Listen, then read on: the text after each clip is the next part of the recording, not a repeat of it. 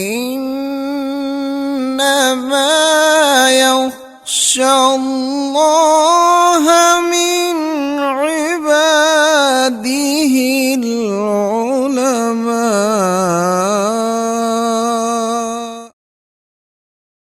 ناظرین کرام، پیغام ٹی وی کے شعراء آفاق پروگرام بزم عالم کے لیے آج ہم حاضر ہیں جہلم شہر میں۔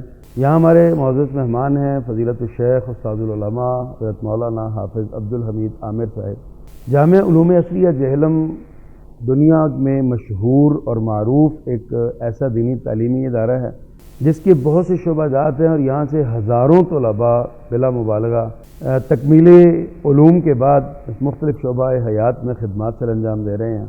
ہم حاضر ہیں جامعہ علوم عصریہ میں، اور فضیلت الشیخ حضرت حافظ عبدالحمید عامر صاحب حفظہ اللہ ان کے پاس ہم حاضر ہوئے ہیں۔ بسم اللہ الرحمن الرحیم۔ السلام علیکم ورحمۃ اللہ وبرکاتہ۔ ناظرین کرام، پیغام ٹی وی کے معروف پروگرام بزم عالم کے ساتھ آپ کا میزبان محمد ابرار ظہیر آپ کی خدمت میں حاضر ہے۔ آج بزم عالم میں ہم آپ کی ملاقات جس شخصیت سے کروا رہے ہیں ان کے بہت سے تعارف ہیں، علمی بھی ہے، رفاہی بھی ہے، شخصی بھی ہے، خاندانی بھی ہے۔ اللہ تعالیٰ نے بہت سی خوبیوں سے نواز رکھا ہے، بہت سی خدمات اللہ پاک نے ان سے لے رکھی ہیں۔ میری مراد ہے فضیلت الشیخ مولانا حافظ عبدالحمید عامر صاحب حفظہ اللہ تعالی۔ آپ جامعہ علوم عصریہ جہلم کے رئیس ہیں، اور جامعہ علوم عصریہ کے تحت بہت سے پروجیکٹس جو کام کر رہے ہیں ان سب کے آپ نگران بھی ہیں۔ آج آپ کی ملاقات ہم ان سے کرواتے ہیں۔ آپ صاحب، آپ کا بہت شکریہ، آپ نے ہمیں وقت دیا، ہمارے پروگرام میں آپ تشریف لائے۔ ہماری خواہش ہے کہ آپ جس خاندان سے تعلق رکھتے ہیں، عرف عام میں علماء کے طبقے میں جہلمی خاندان بڑا معروف ہے۔ آپ کے والد گرامی کا ایک بہت بڑا نام تھا، پھر آپ کے بھائی، بڑے بھائی، ان کا بہت بڑا نام تھا۔ تو میں چاہتا ہوں کہ آپ سب سے پہلے ہمارے پروگرام کے ناظرین کو اپنا تعارف کروائیں، اپنے خاندان کا تعارف کروائیں۔ آپ کہاں پیدا ہوئے، کب پیدا ہوئے، اور پھر آپ جہلم میں کیسے آئے؟ السلام علیکم۔ میں سب سے پہلے تو پیغام ٹی وی کا شکر گزار ہوں کہ جنہوں نے ہمارے جامعہ علوم عصریہ کے تعارف کے لیے جہلم تشریف لائے اور اس کی ڈاکومنٹری تیار کی ہے۔ آپ نے ایک سوال میں بہت سے سوالات کیے ہیں، ان میں سے بالترتیب یہ ہے کہ میری پیدائش جو ہے وہ فیصل آباد ضلع میں منڈی تاندریا بالا میں ہوئی۔ صحیح۔ اس وقت والد مرحوم تاندریا منڈی کی مسجد میں، جامع مسجد میں خطیب بھی تھے۔ صحیح۔ اس کے بعد اور بھی سوالات ہیں، لیکن میں اس سے پہلے اپنے والد مرحوم اور اپنے خاندان کا ذکر کر دیتا ہوں۔ جی ضرور ضرور۔ والد مرحوم کا تعلق ہمارا جو آبائی ضلع ہے وہ مٹگمری تھا اس وقت، اور اب اس کا نام ساہیوال ہے۔ صحیح۔ اور اس وقت اوکاڑا تحصیل تھی، اب یہ ضلع اوکاڑا ہو گیا۔ صحیح۔ ضلع اوکاڑا میں ایک بہت بڑا مقام ہے بنگلہ گھگیرا۔ ٹھیک، بالکل صحیح۔ اس کے ساتھ راوی دریا گزرتا ہے، دریا راوی، تو اس کے کنارے پہ قریب ہی فتح پور گاؤں تھا۔ ٹھیک۔ وہاں ہمارا یہ خاندان آباد تھا، اور اب بھی بقایا ہمارے اکثر رشتہ دار وہیں اسی علاقے میں ہیں۔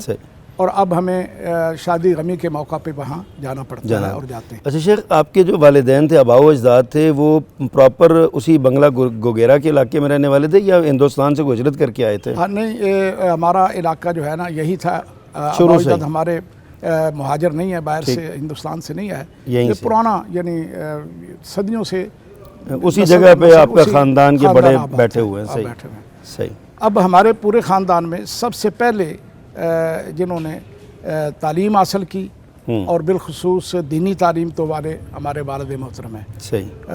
ہمارا بنیادی طور پہ خاندان کاشتکار تھا، تو ان میں تعلیم کا رجحان نہ ہونے کے برابر تھا، لیکن الحمدللہ ہمارے دادا مرحوم حاجی محمد اسماعیل رحمہ اللہ کو اللہ نے توفیق عطا فرمائی، اور وہ بے عملی اور शिरक व बिदात से बचकर हज़रत सूफ़ी मियाँ मोहम्मद बाकर रहमहुल्लाह की दावत पर उनके तरफ से जो उन पे काम हुआ, अल्लाह ने उन्हें तौहीद और सुन्नत की तरफ माइल किया। इससे पहले वो ज़ाहिर है कि उनके पीर परस्ती आम थी, तो जब अल्लाह ने उन्हें हिदायत दे दी तो उसके बाद कुछ लोग वो उनके पुराने मुर्शिद या पीर जो आए तो उन्होंने कह दिया कि भाई आप हमारे पास हैं, हमारी सर आंखों पे हम इज़्ज़त करेंगे, खाएं पिए गुजार, लेकिन अब वो ताल्लुक़ नहीं रहा। अब अल्लाह ने हमें तौहीद की दावत नेमत दे दी। तो अल्लाह ने उसके बाद उन्हें हज की भी तौफीक अता फरमाई। उस दौर में जब आप सबके इल्म में है जब हज बहुत मुश्किल था, पैदल ज़्यादा जाते थे लोग। ठीक। तो ये तो था हमारा। और इस ख़ानदान में वालिद मरहूम पहले शख्स हैं जिन्होंने यानी तालीम हासिल की बाकायदा स्कूल में। उन्होंने उस वक्त 4 जमातें हुआ करती थी प्राइमरी की, तो उन्होंने अपने पूरे तहसील में टॉप किया, वजीफ़ा भी लगा। फिर उनके बाद उनका शौक़ था कुरान पाक का, तो वो कुरान पाक की तिलावत बहुत ज़्यादा किया करते थे। तो बाद में जब हमें जो इल्म हुआ कि वालिद मरहूम जब जवान हुए तो दादाजी मरहूम ने उनकी शादी का प्रोग्राम बनाया। तो वो चूँकि उनका ज़हन पढ़ने वाला था, ठीक, तो इजाज़त तो मिलनी नहीं थी, तो उन्होंने बगैर इजाज़त ही घर से निकल गए और मदरसे में दाखिल हो गए। अच्छा।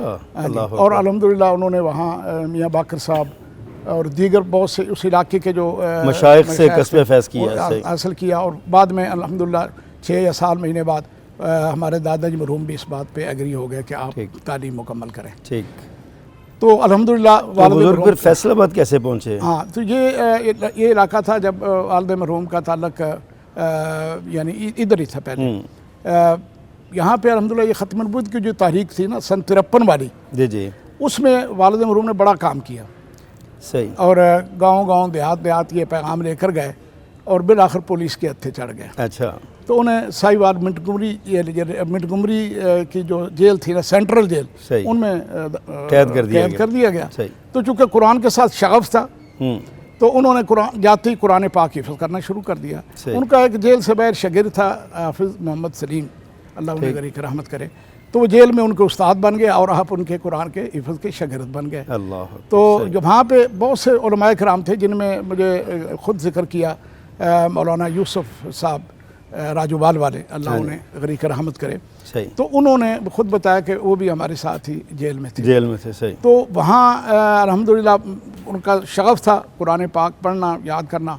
तो इब्तिदा में उन्होंने शुरू किया तो पाव याद किया, अगले दिन 1.5 पाव याद कर लिया, उससे अगले दिन आधा फर्क। अच्छा। फिर करते करते रोज़ाना सिपारा उन्होंने याद करके सुनाना शुरू कर दिया। बिल्कुल सही। जब उन्हें रिहाई मिली तो इत्तेफाक से दिन 39 हुए थे और कुरान पाक का भी आखिरी पारा था। माशाअल्लाह। तो 39 दिनों में कुरान पाक हिफ्ज़ की एक बहुत बड़ी मिसाल है जो अल्लाह रब्बुल इज़्ज़त ने उनके कुरान पाक के साथ शगफ और मोहब्बत की वजह से अता फरमाई। बाहर जब आए जेल से तो अपने साथियों को, हम असर उलमा को, जिनमें फैसलाबाद के अक्सर उलमा, जिनमें हज़रत मौलाना मोहम्मद सदीक़ करपालवी, मौलाना मोहम्मद रफ़ीक मदनपुरी और दीगर ये फैसलाबाद के जो उलमा थे, उनको जब बताया तो वो चूँकि हमजोली थे तो मजाक में कहते हैं कर रहा है बस, अच्छा कहना है। फिर ना बाद में इसका जवाब भाई नहीं दिया, भाई आप क्या मतलब है कि यकीन नहीं करते, कोई बात नहीं, ये नहीं। उन्होंने कहा कि भाई ये घोड़ा और ये घोड़े का मैदान है, ये रमज़ान आ रहा है। सही। तो उन्होंने कहा कि ठीक है, रमज़ान में आपने सुना दिया तो हम मान लेंगे, ना सुना तो कहेंगे भाई ऐसे ही था। अल्हम्दुलिल्लाह वालिद मरहूम ने जेल से निकलने के बाद पहला कुरान भी रमज़ान में सुनाया मुकम्मल।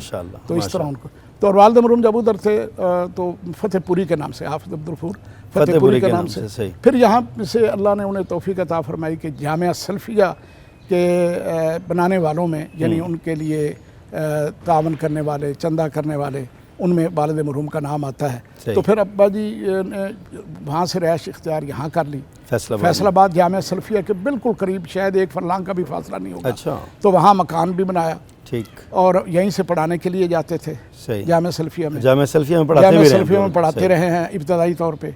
और इसके अलावा आप मिंटगुमरी बाज़ार फैसलाबाद की जो मस्जिद है उसमें आप ख़तीब थे। अच्छा। जहाँ अब हज़रत मौलाना इरशाद उल हक असरी साहब ख़तीब हैं, तो वहाँ ख़तीब भी थे और यहाँ तदरीस थी। तो वहाँ कितनी देर रहे फैसलाबाद में? फिर जामिया जेल में कैसे आना हुआ? वो वहाँ अल्हम्दुलिल्लाह उन्होंने जब तक वहाँ रहे तकरीबन 60-61 सन 61 तक वहाँ थे। और फिर अल्लाह ने तौफीक अता फरमाई, उनका अल्लाह ने रिज़्क़ लिखा हुआ था, जेहलम की जमात वालों ने इसरार करके वो जेहलम ले आए। और यहाँ पे सन 62 में जब अब्बा जी यहाँ पहुँचे तो उन्हें मरकज़ी जामे मस्जिद चौक हदीस की खिताबत के साथ साथ वहाँ जो मदरसा कायम था दारुल हदीस, उसके भी नाज़म और शेखुल हदीस उन्हें बनाया गया। सही, बिल्कुल। तो ये यहाँ पे उनकी आमद है। ठीक। अच्छा शेख, आपकी तारीख़ी पैदाइश क्या है? आप फैसलाबाद में आपने बताया कि आप पैदा हुए थे, आपकी पैदाइश फैसलाबाद की है या फ़तेहपुर की है पीछे? नहीं, मैंने जिक्र किया कि फ़तेहपुर गोगेर तांदरा मंडी तांदरे वाला की मेरी पैदाइश है। सही। 22 फरवरी 1954 की। अच्छा। तो जब मैंने होश की आंखें खोली हैं तो उस वक्त मुझे फैसलाबाद याद पड़ता है, ये घर भी और अपना स्कूल भी। अच्छा, तो आपकी इब्तदाई तालीम फैसलाबाद की ही है, जामिया सल्फिया के करीब? मैं अर्ज़ कर रहा हूँ कि जब मैं वहाँ रहता था तो मुझे पहली जमात में हमारे कुछ दूर ही था स्कूल, निशाताबाद का एक स्कूल था, वहाँ पे मुझे दाखिल कराया गया पहली जमात में।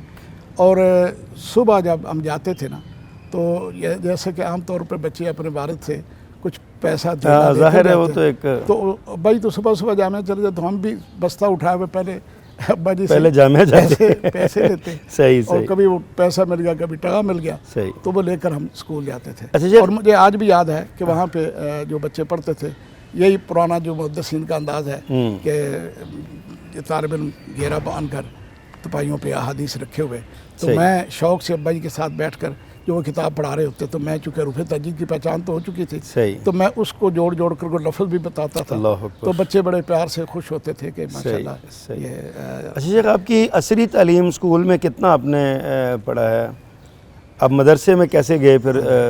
आपका आगाज़ जब फैसलाबाद से अब्बा जी को जब जेल में, तो मैं यहाँ पे दूसरी या तीसरी क्लास में दाखिल हुआ।